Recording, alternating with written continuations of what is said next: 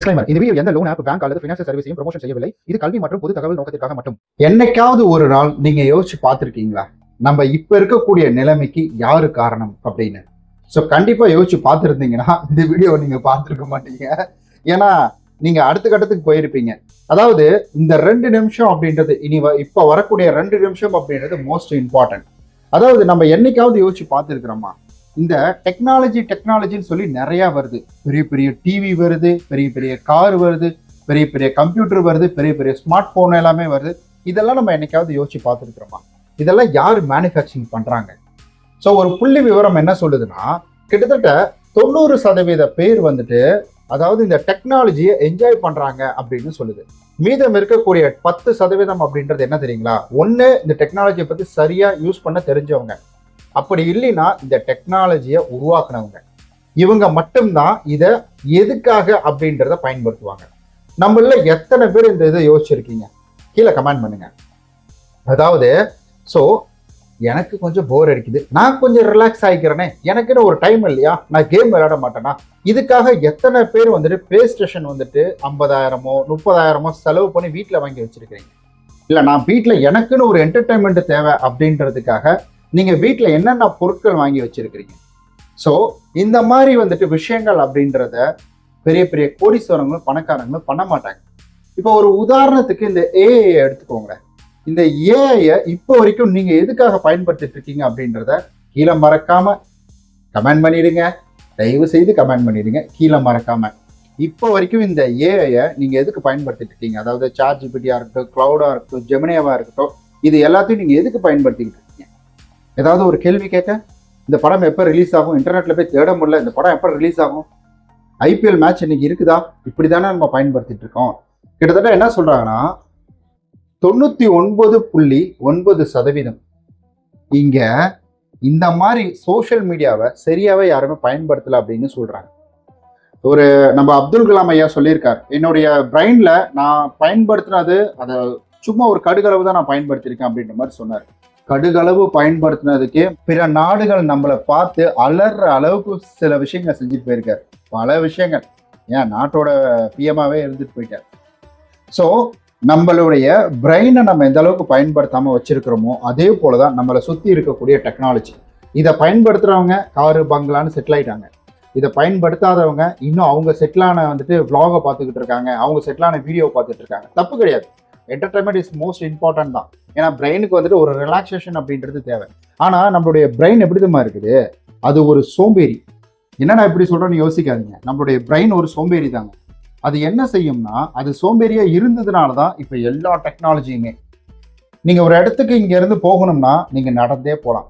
Brain என்ன யோசிச்சுது, கால் வலிக்குது, ஏன்டா நடந்து போய்கிட்டு ஏதாவது ஒரு விஷயம் பண்ணு அப்படின்ற மாதிரி ஒரு விலங்குகள் மேல ஏறி டிராவல் பண்ண ஆரம்பிச்சோம்.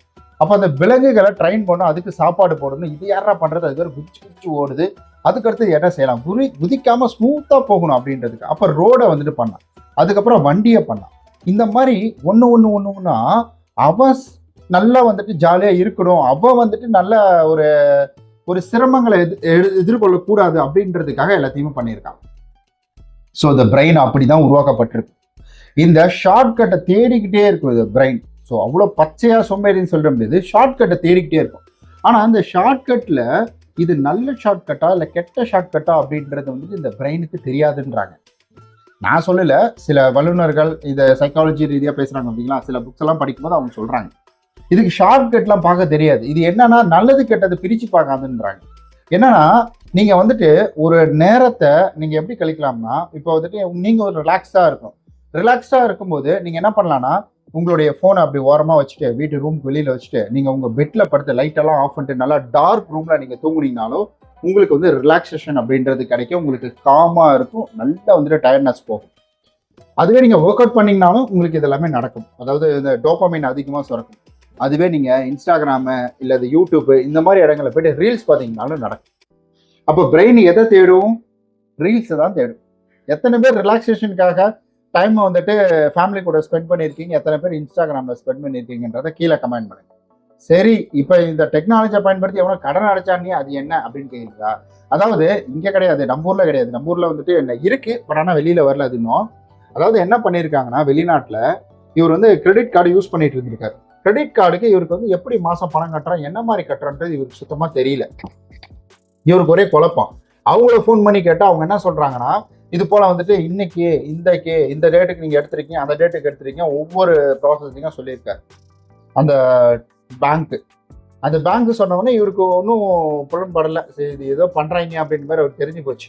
அப்ப என்ன பண்ணியிருக்காருன்னா, இவர் இது வரைக்கும் பேமெண்ட் பண்ண ப்ரூஃப் எடுத்திருக்காரு. அதாவது வந்துட்டு ரெசிப்ட் எல்லாம் இருக்கு பார்த்தீங்கன்னா, அது எங்கெங்கெல்லாம் அதை யூஸ் பண்ணாரு அப்படின்றதையும் எடுத்திருக்காரு. அதெல்லாம் எடுத்து என்ன பண்ணிட்டாருன்னா வந்துட்டு ஒரு ஜெனரேட்டிவ் மிஷின் கிட்ட கொடுக்குறாரு.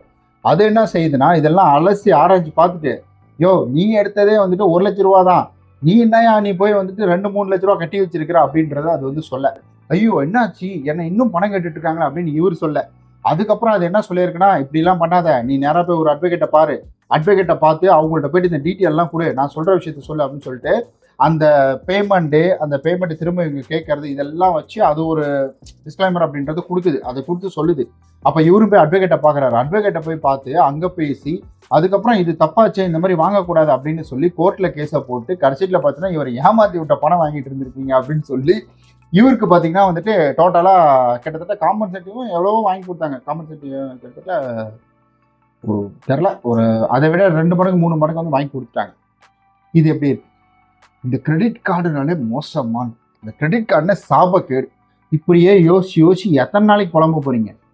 எத்தனை நாளைக்கு இதே யோசிச்சு அடுத்த கட்டம் என்ன அப்படின்றது தெரிஞ்சிக்காமலே எத்தனை நாளைக்கு நம்ம இதை அப்படியே விட்டுட்டு போயிட்டு இருக்க போறோம்? எப்படியாவது கடனை வாங்கி இதை ஒழிச்சு கட்டிட்டு அடுத்த வேலையை நம்ம பார்க்கணும். அதாவது நமக்கு ஒரு விஷயம் தெரியல, நீங்க போய் யூஸ் பண்ணுங்கன்னு நான் சொல்லல. உங்களுக்கு ஒரு விஷயம் தெரியலன்னா அதை தெரிஞ்சுக்க பாருங்க. கடன் இருக்குன்னா அந்த கடன் ஏன் இப்படி இருக்கு, என்ன காரணம், நான் ஏன் இவ்வளவு வட்டி கட்டுறேன், நான் வட்டி கட்டி என்னால மாறல, ஏன் வட்டி கட்டுறீங்க, எவ்வளவு வட்டி கட்டுறீங்க, என்ன காரணத்துக்கு வட்டி அவங்க வாங்குறாங்க அப்படின்றத என்னைக்காவது நீங்க தெரிஞ்சுக்கணும்னு யோசிச்சிருக்கீங்களா? என்னைக்காவது நீங்க அந்த பேங்க்குக்கோ அந்த வந்துட்டு மேனேஜருக்கோ இல்லை கலெக்ஷன் பர்சன் கிட்டயோ அல்லது கஸ்டமர் கேர் கிட்டயோ மெயில் அனுப்பி கால் பண்ணி இந்த மாதிரி நீங்க கேட்டு நான் ஏன் இவ்வளவு பணம் கட்டிக்கிட்டு இருக்கேன், இந்த பணம் எங்க போகுது, எப்படி ஹிட் ஆகுது அப்படின்றத நீங்க என்னைக்காவது கேட்டிருக்கீங்க? கண்டிப்பா கேட்டிருக்கவங்களுக்கு சல்யூட் தான். ஸோ கேட்டு அதை சரி பண்ணிட்டீங்கன்னா இன்னும் ஒரு கும்புடே வந்துட்டு போகலாம். அந்த அளவுக்கு நீங்க வந்துட்டு கரெக்டா இருக்கீங்க, உங்க காசு மேல உங்களுக்கு அக்கறை இருக்குன்னு அர்த்தம். ஆனா இங்க மெஜாரிட்டி என்ன பண்றாங்கன்னா, அதை தூக்கி ஒருத்தர் மேல குறை சொல்ற மாதிரி பிளைம் பண்ணி விட்டுறாங்க. இந்த கிரெடிட் கார்டு சாபம், கிரெடிட் கார்டு வேணாம், லோனுனாலே மோசம், இந்த ஃபினான்ஷியல் காரனே மோசம். ஃபினான்ஷியல் காரனை பயன்படுத்தி தான் பல லட்சம் பல மில்லியன் சம்பாரிச்சிட்டு இருக்காங்க. அதை பயன்படுத்தி டாக்ஸ் எல்லாம் கட்டாம அப்படியே கிளம்பு அப்படின்ற மாதிரிலாம் பண்ணிக்கிட்டு இருக்காங்க. ஸோ இந்த மாதிரி நிறைய விஷயங்கள் இருக்கு. டெக்னாலஜியை நம்மளுடைய டைம் வேஸ்ட் பண்றதுக்காக யூஸ் பண்ணாதீங்க, நம்மளுடைய டைம் அண்ட் மணியை சேவ் பண்றதுக்காக யூஸ் பண்ணிக்கோங்க. என்ன ஷார்ட்கட்டுக்கு நான் இன்னும் எவ்வளவு சம்பாதிக்கலாம், எனக்கு இன்னும் வந்துட்டு எந்தெந்த வழியில சம்பாதிக்க முடியும் அப்படின்றதெல்லாம் தெரிஞ்சுக்கோங்க. ஸோ நாலேஜ் அப்படின்றது வந்துட்டு இவ்வளவுதான். அதாவது கட்டுறது கைமண் அளவுன்னு சொல்லுவாங்க, கல்லாதது உலகளவுன்னு சொல்லுவாங்க. சிலர்லாம் கட்டுறது கடுகளவு, கல்லாதது உலகளவு அப்படின்னு சொல்லுவாங்க. ஸோ அப்போ பார்த்துக்கோங்க. அப்போ நம்ம கற்றுக்கிட்டது வந்துட்டு கடுகளவு தான். நான் சொல்லுவேன், நான் கடுகளவு தான் நமக்கு தெரியும்.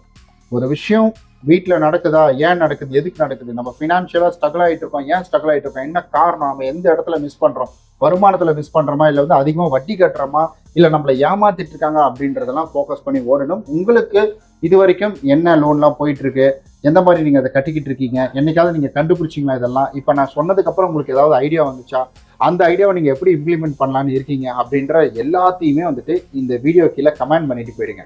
கண்டிப்பாக நான் படித்து பார்ப்பேன். நான் படித்து பார்க்கும்போது நான் தெரிஞ்சுப்பேன். ஏன்னா எனக்கும் அதில் சில அனுபவம் கிடைக்கும் இல்லைங்களா, அதனால தான் சொல்கிறேன். ஏன்னா இது எல்லாமே உங்களை மாதிரியும் என்ன மாதிரியும் இருக்கக்கூடிய கஸ்டமருடைய அனுபவம் மட்டும்தான். ஸோ நான் உங்ககிட்ட பகிர்ந்துக்கிறேன். ஃபினான்ஷியல் அட்வைஸ்லாம் இது கிடையாது. ரொம்ப நன்றி இந்த வீடியோ இவ்வளோ தூரம் பார்த்ததுக்கு. இன்னும் நிறைய பயனுள்ள தகவல் கொண்ட வீடியோஸ்லாம் நம்ம சேனலில் போட்டிருக்கோம். அதெல்லாம் போய் நம்மளுடைய சேனலில் போய் பாருங்கள்.